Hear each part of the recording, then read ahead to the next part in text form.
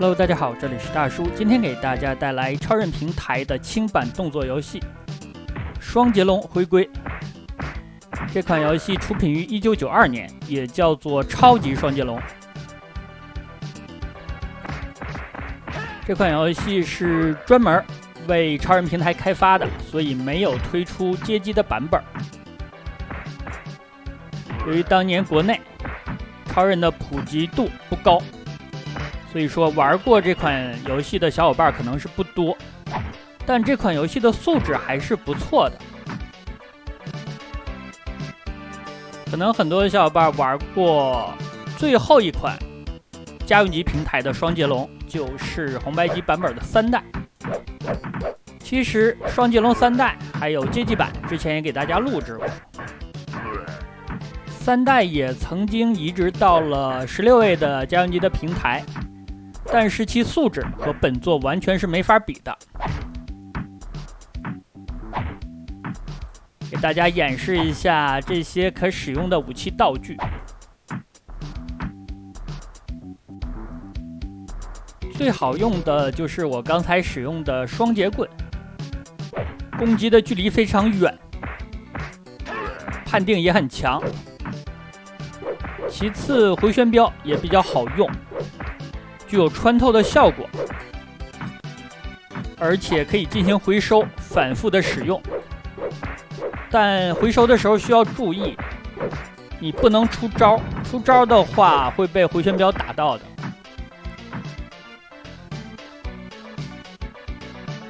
棍子别看长，但它的攻击距离没有双节棍远。像飞刀这种就是一次性的，而且敌方向你扔出飞刀的时候，你可以用脚把它踢回去。这个设定在始祖的双截龙，也就是双截龙的街机版本里边就曾经出现过，但是街机版本的双截龙只能够把刀踢下来，而不能像本作一样把刀踢回去。这里就给大家演示了一下，而且把对方秒杀了。现在是第1关，所以说对面的血量不是很多，后面的小兵一个飞刀就干不掉了。这里给大家演示了一下本作的一个新的按键，就是格挡。它是一个独立的按键，格挡之后可以抓住对方的手臂进行追打，追打的时候可以按拳或者是按脚。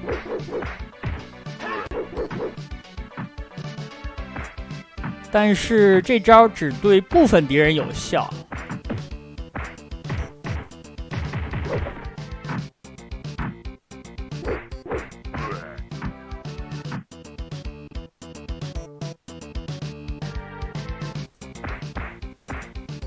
这里是第1关的 BOSS， 穿着黑色衣服的这个家伙叫做史蒂夫。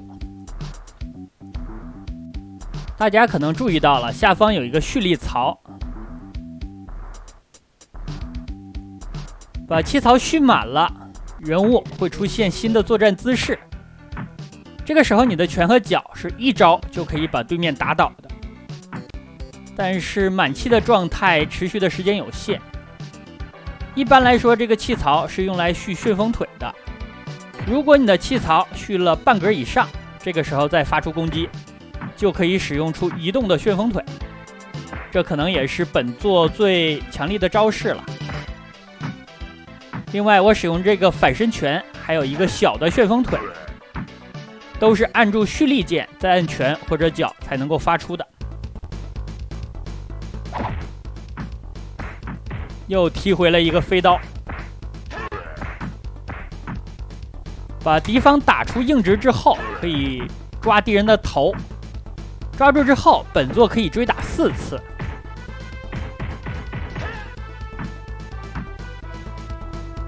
格挡之后反击这几下看起来非常爽快，后面的流程当中我会多用的。这里给大家演示一下回旋镖的威力。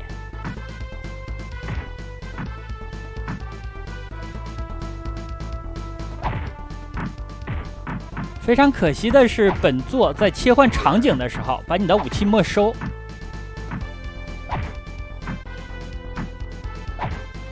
否则的话，每关如果我捡到了回旋镖或者是双节棍，本关就可以无伤过了。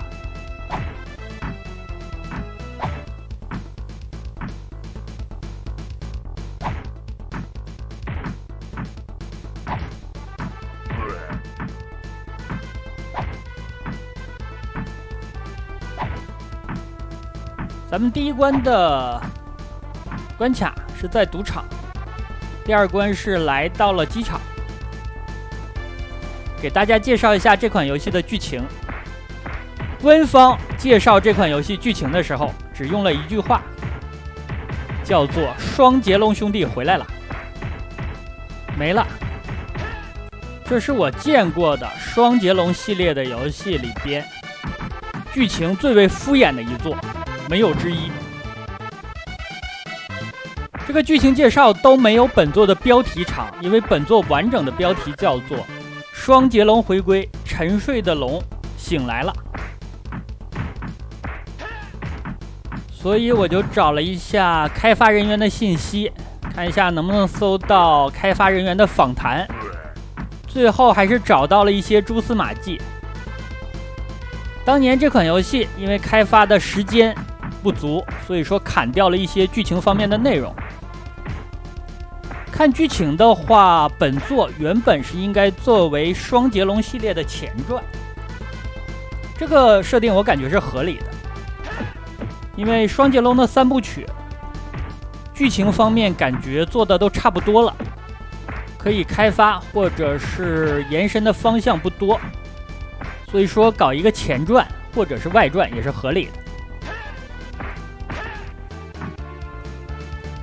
剧情方面，双截龙的兄弟是在调查一个组织，叫做暗影武士。这个组织大家也很熟悉了。这个组织最近依靠暴力手段控制了很多的武术道场。所谓的暴力手段，我感觉就是踢馆。双截龙兄弟调查到最后，发现这个组织的首领是自己的发小，叫做杜克，并且在调查的过程当中得到了一个女警的协助，这个女警的名字叫做玛丽安。所以说玛丽安应该是在本作的故事线里认识了双截龙兄弟。我感觉在收集整理本作的剧情方面所耗费的精力，比我练习游戏录制视频耗费的还多呀。因为这款游戏本身能够提供的剧情方面的信息实在是太少了呀。我看了2张这款游戏的原画，开发时候的草图，还出现了玛丽安被绑架的场景，但是游戏当中是没有用到。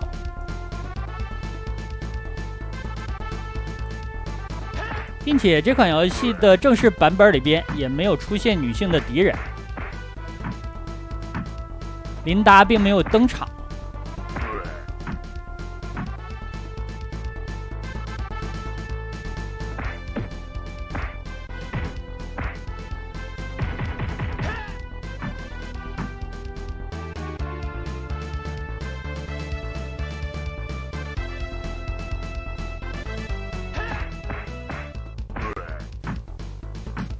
替代琳达登场的应该是拿着双刀的那个家伙，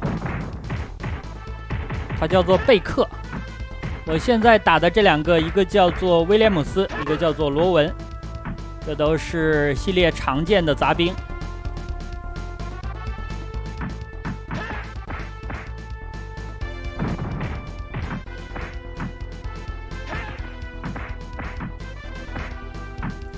但是好在这款游戏的打击感方面还不错，招式也比较丰富。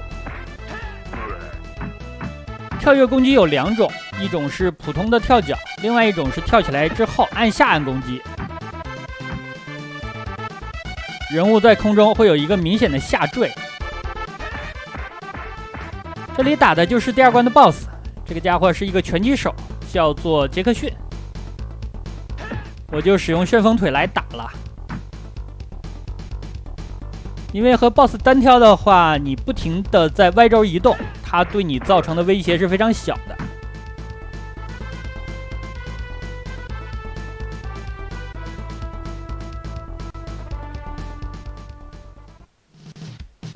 第3关要前往武术道场。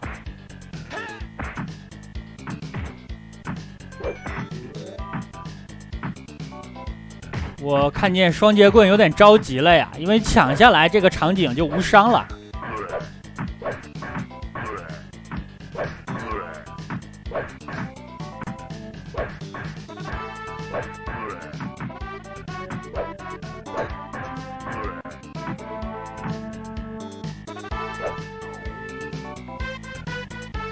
可以拾取的武器道具虽然有那么4、5种，但是平衡性方面没有做好。不过也可以理解，双截棍的话可以看成是比利和吉米的本命武器。毕竟这个系列的开发者是李小龙的粉丝。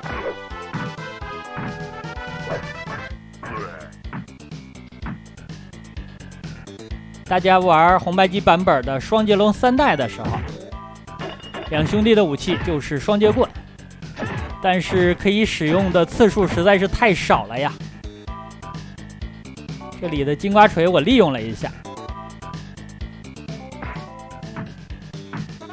第2关的 BOSS 到这里变成了一个精英怪。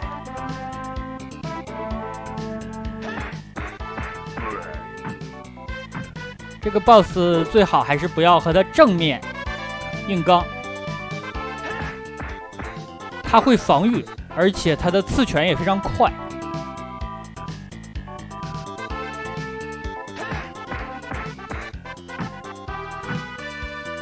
旋风腿踢敌人是4下倒地，但这款游戏的海外版本，旋风腿是1脚就倒地的。难度方面，我感觉还是日版要稍难一点。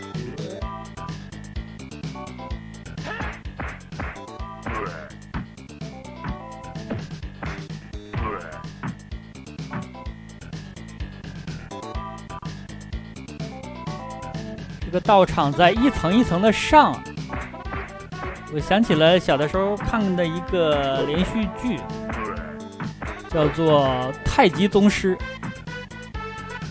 吴京演的，里边有一段剧情是他要爬一个塔，塔的每一层都有一个高手。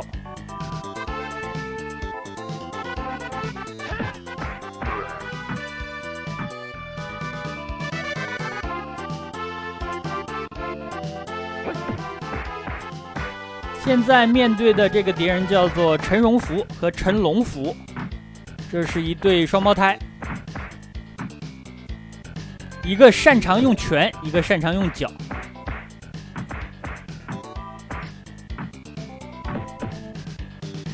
他们2个宣称自己才是真正的双龙兄弟。这里就能看出来，在游戏发生的年代，比利和吉米已经名声在外了。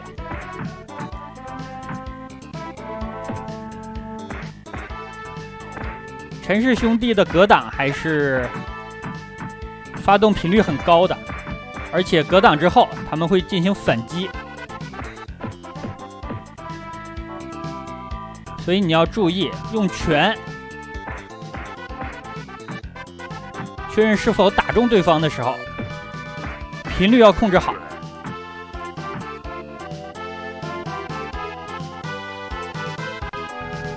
这里跟大家解释一下，为什么打完了 BOSS 之后下楼不从刚才的楼梯走，而要跳楼呢？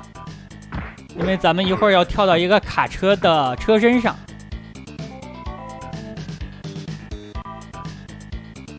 卡车上也就是下一关的主战场。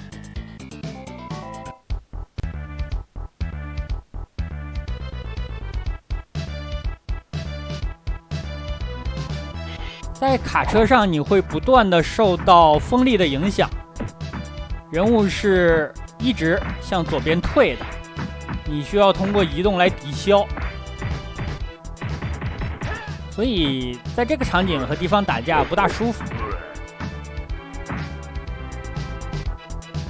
又来了一个拿飞刀的，本人100%飞刀免疫。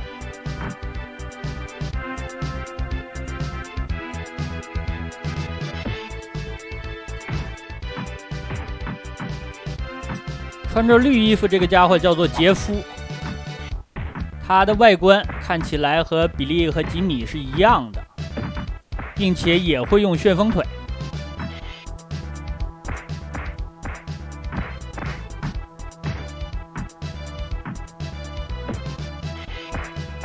我希望快点把这个版面过了。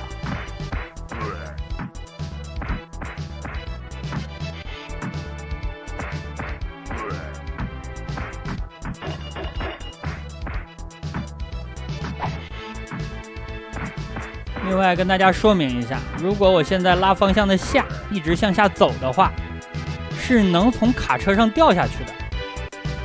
掉下去的话就是一条命。这个地方我第一次玩到这里的时候，给我吓了一跳啊！把人撞飞了。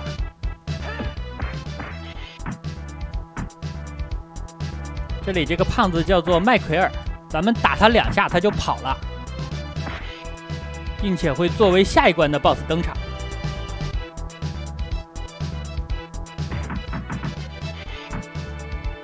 铁桶的威力上比街机版要弱，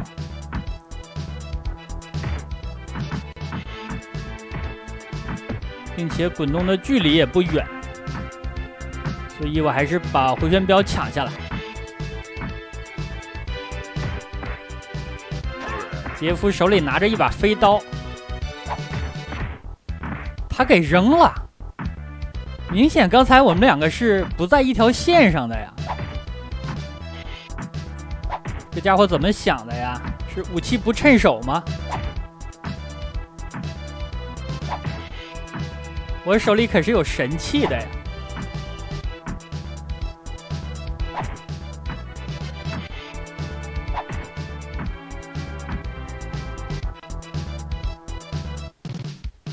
第4关等于没有 BOSS 战，和 BOSS 简单的交了一下手。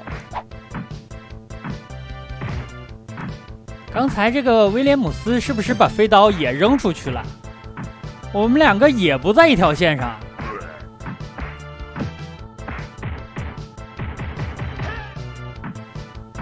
又是演员对吗？不要演了，再演大伙儿看出来了。手里有飞刀，不像我身上着火，扔到空气里了。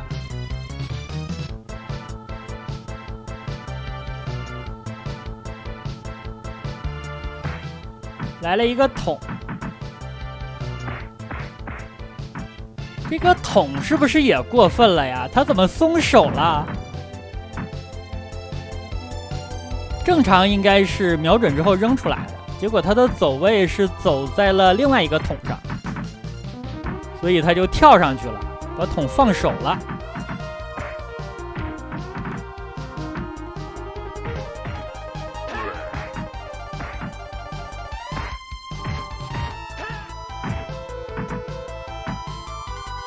我确定了，这个家伙不是演员，他踢了我2脚了。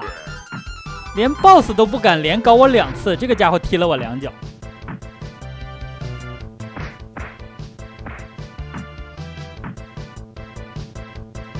大家注意比利用脚终结的这一下，非常李小龙啊！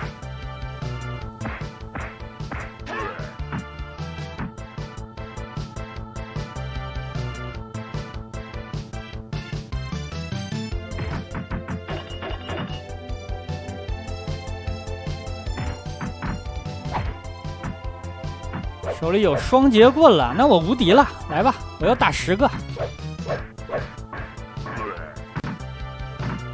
什么精英怪，什么小 boss， 都是垃圾。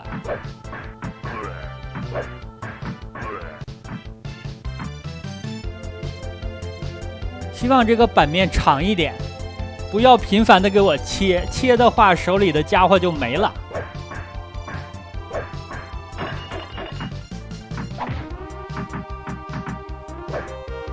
手雷我要离远一点。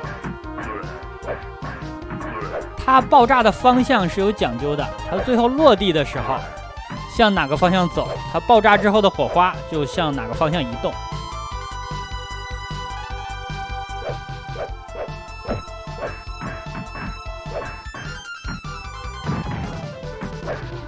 本关打的 BOSS 是真多，拳击手杰克逊已经打了2个了，第一关的 BOSS 史蒂夫也打了1个。这个地方咱们不用完全走上去，在楼梯上就能够打到上层。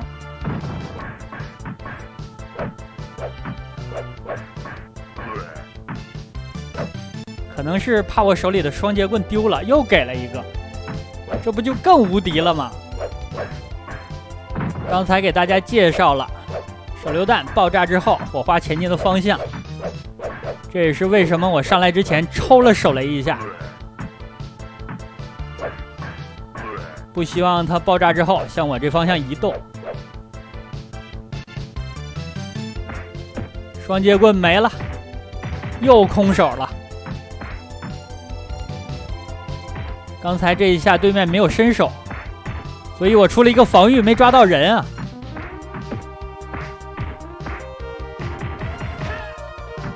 感觉爆肝这一脚才是最疼的呀，懂的应该都懂。爆肝脚、爆肝拳，轻易不要用，杀伤力太强了。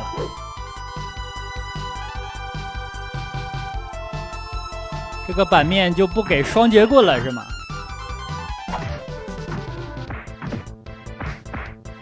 这个家伙是学乖了呀！我防御的时候他出的是脚，没出拳，出拳容易被抓住。这次还是没按耐住。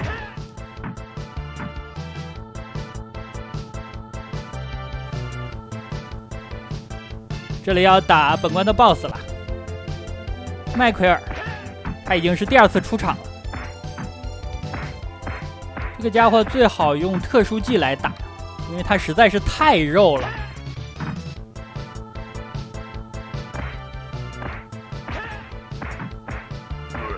利用好这个台阶，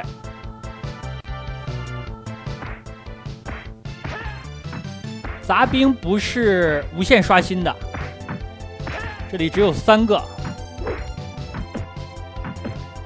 单挑 BOSS 的话就不难了。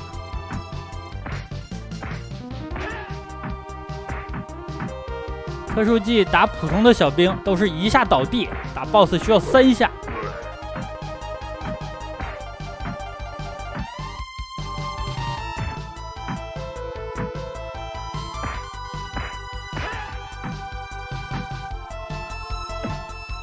因为流程比较长，这个 BOSS 清理完之后，咱们时间也就差不多了，就先给大家录制到这里，感谢大家收看，咱们下半期再见。